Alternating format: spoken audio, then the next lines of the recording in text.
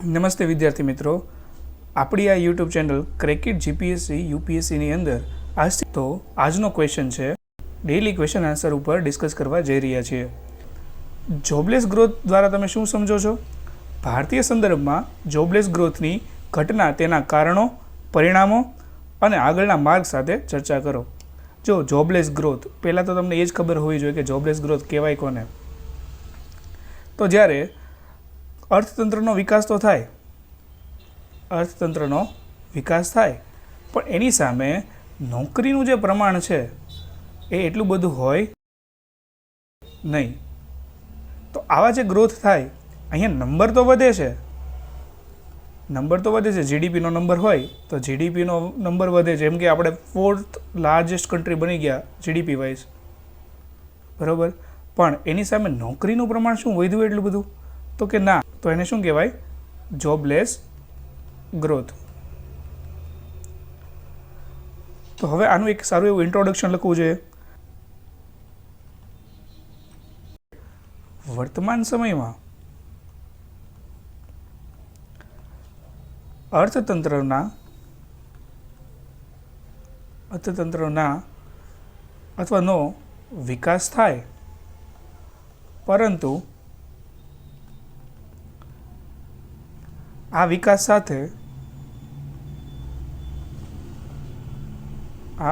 સાથે રોજગાર સર્જનનું પ્રમાણ નીચું રહે. ભારતના સંદર્ભમાં જોબલેસ ગ્રોથ એ ચિંતાજનક વિષય છે. ભાઈ, ચિંતાજનક વિષય તો હોય જ ને, ચિંતાજનક વિષય છે.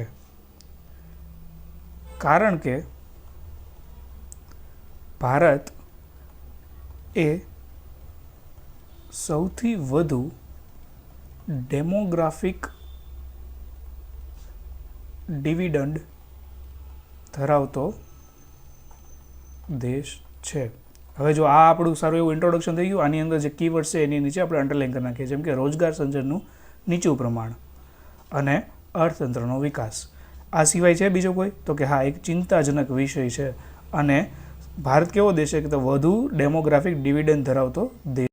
આવો જ્યારે તમે કોઈ પણ આન્સર રાઇટિંગ કરો છો તો તમારા જે કીવર્ડ્સ હોય એને તમારે અંડરલાઈન કરીને હાઇલાઇટ કરવા જોઈએ. હવે બોડી પાર્ટની વાત કરીએ તો બોડી પાર્ટની અંદર જો સૌથી પહેલી તો એક વસ્તુ છે કે આની અંદર તમે કોઈ એક ડાયાગ્રામ દોરી શકો? તો કે હા, ડાયાગ્રામ અહીંયા દોરી શકાય. જેમ કે એક એક્ઝામ્પલ લઈએ. જો કૃષિ ક્ષેત્ર છે, પછી કયું આવે? ઉદ્યોગ ક્ષેત્ર, અને ત્યારબાદ આવે સેવા ક્ષેત્ર. તો ભાઈ, ભારતના જે જોબલેસ ગ્રોથ છે એનું મુખ્ય કારણ શું છે ખબર? કે ભારત સીધું તે કૃષિ ક્ષેત્રમાંથી સેવા ક્ષેત્ર તરફ આગળ વધી ગયું છે, અને ઉદ્યોગ ક્ષેત્ર છે જે એ સ્કીપ થઈ ગયું છે વચ્ચેથી. તો એના લીધે શું થશે? તો કે એના લીધે જે રોજગાર સર્જનનું પ્રમાણ છે એ એટલું બધું થશે નહીં. એક આપણે ડાયાગ્રામ દોરી શકીએ. આ ભારતના કિસ્સામાં છે એટલે આપણે અહીંયા એમ લખી શકીએ કે આ ભારત. અહીં એક હેડિંગ મારી શકીએ કે જોબલેસ ગ્રોથના કારણો. આપણે મેઇન તો એ જ કીધું છે ને, જોબલેસ ગ્રોથના કારણો કયો, એના પરિણામો કયો, અને આગળના માર્ગની ચર્ચા કરો. તો પહેલું તો કયું કારણ હોઈ શકે?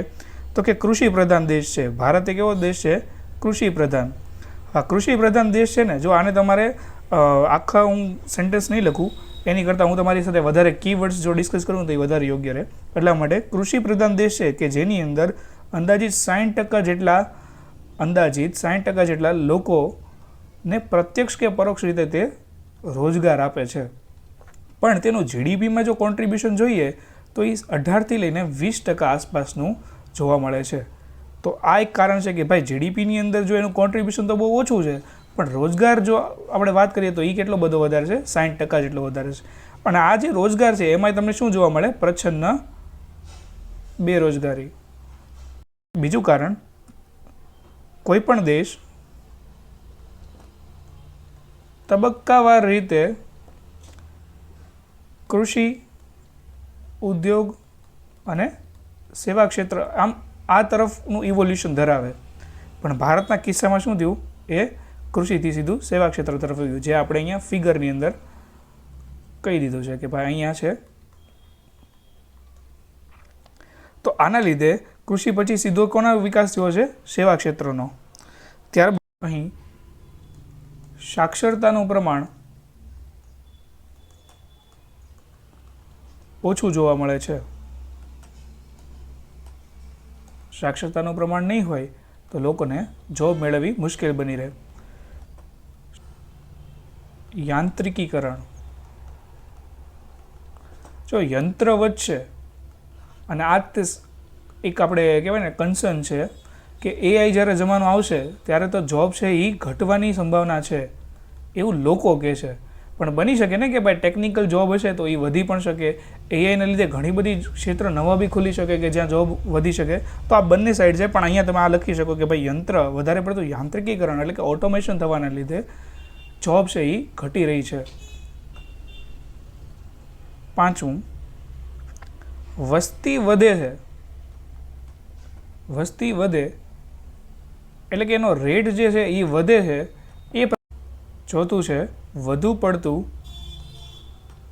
જે જોબનો રેટ છે એ એટલો બધો વધતો નથી. બરાબર, આ પાંચમો પોઈન્ટ થયો. છઠ્ઠો પોઈન્ટ શું હોઈ શકે, તો કે ભારતની અંદર સ્કિલ્ડ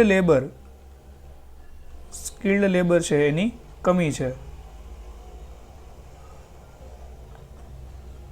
તો આના લીધે શું થાય, તો સ્કિલ લેબર ના હોવાના લીધે તમે સારા એવા ઉદ્યોગો છે એની સ્થાપના ન, કારણ કે તમે લેબરને કંઈ બહારથી નહીં લાવો. યોજના દરમિયાન ઉદ્યોગ ક્ષેત્રના વિકાસનું પ્રમાણ ઓછું રહ્યું હતું. એટલે રોજગારી કેવો હશે, રોજગારી ઓછો. સમજાણું? આ બધા હતા કારણો. હવે આપણે નવું એક હેડિંગ મારવાનું, અહીંયા લખવાનું કે એના પરિણામો શું હોઈ શકે. એટલે કે જોબલેસ ગ્રોથના પરિણામો શું હોઈ શકે. તો કે પહેલું, આર્થિક સંસાધનોનું કેન્દ્રીકરણ થઈ શકે. કેમ એવું થાય, તો કે ભાઈ જે લોકો આગળ વધારે સંસાધનો છે અથવા તો વધારે પૈસા છે એ વધારે આર્થિક સંસાધનોની અંદર રોકાણ કરશે, એ વધારે ને વધારે મૂડી એકઠી કરવાની ટ્રાય કરશે.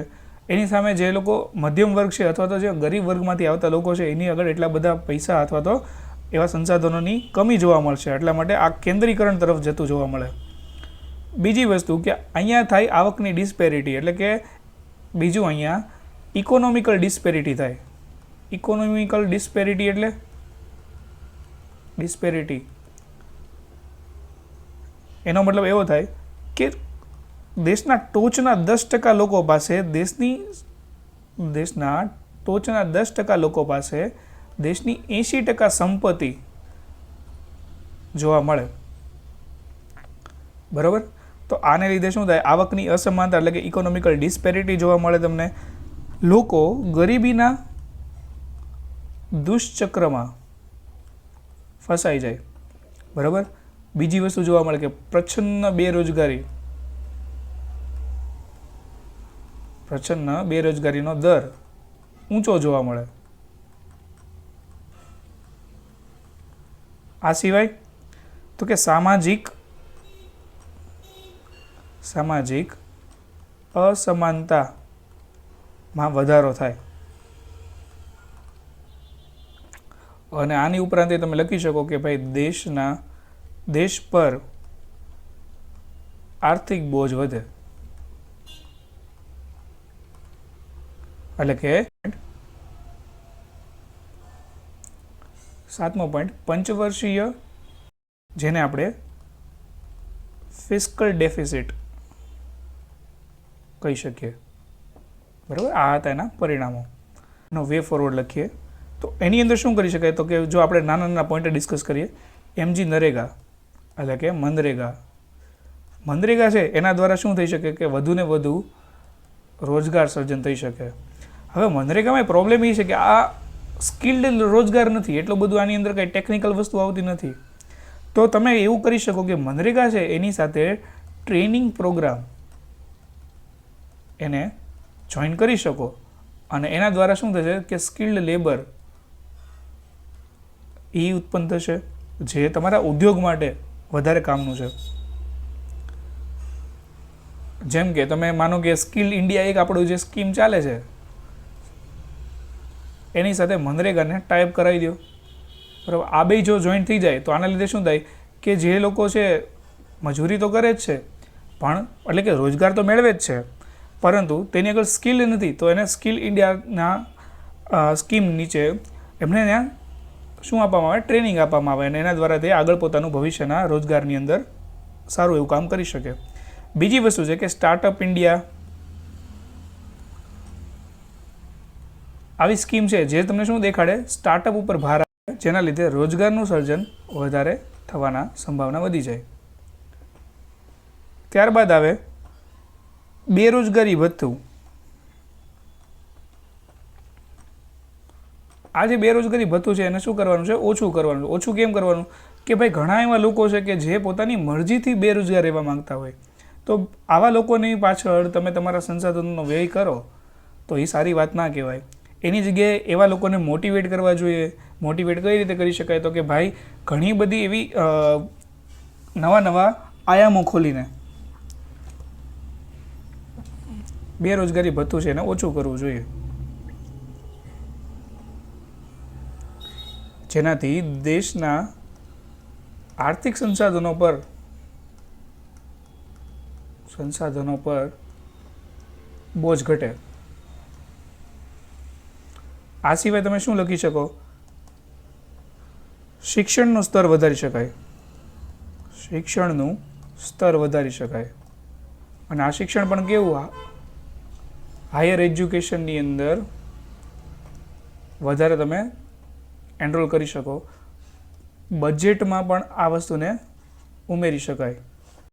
આ ઉપરાંત MSME સેક્ટર છે તો એની અંદર એ તમે જોબની સંભાવના વધારે છે કે જેને આપણે આપણા દેશનું ગ્રોથ એન્જિન કહીએ છીએ, તેનો પણ પદ્ધતિસર વિકાસ કરવો જોઈએ.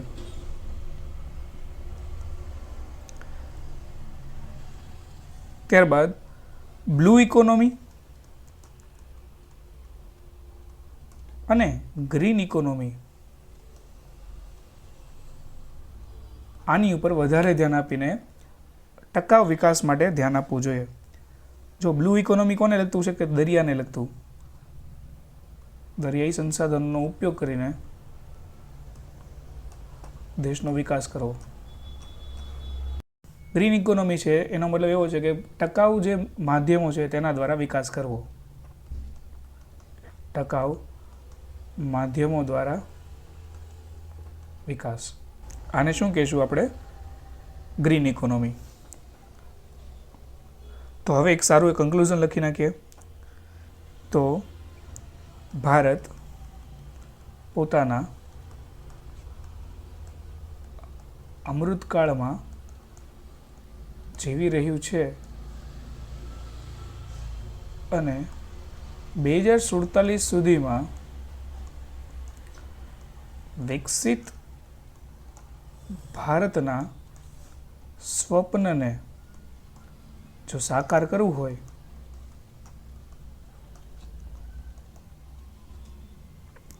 તો ભારતે તેના ડેમોગ્રાફિક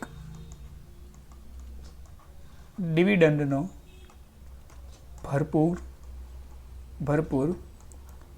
ઉપયોગ કરવો પડશે.